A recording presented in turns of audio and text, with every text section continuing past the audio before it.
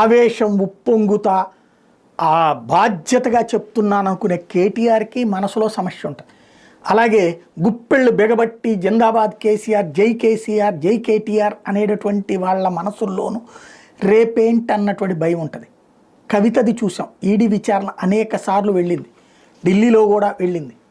వెళ్ళిన తర్వాత విచారణ పూర్తయిన తర్వాతన తను అరెస్ట్ చేయకుండా కోర్టులకు వెళ్ళింది. అంతా అయ్యాక నిశ్శబ్దంగా అరెస్ట్ చేసి జైల్లో పెడితే నెలల తరబడి జైల్లో ఉండాల్సి వచ్చింది. బెయిల్ కోసం నానా తిప్పలు పడాల్సి వచ్చింది. ఇప్పుడు కేటీఆర్ పరిస్థితి ఏమవుతుంది? ఏసీబీ విచారణని రాష్ట్ర ప్రభుత్వం అడగగానే ఈడీ తీసుకోదు. దాంట్లో ప్రాథమిక ఆధారాలు ఉంటేనే తీసుకుంటుంది. ప్రాథమిక ఆధారం అక్కడ స్పష్టం.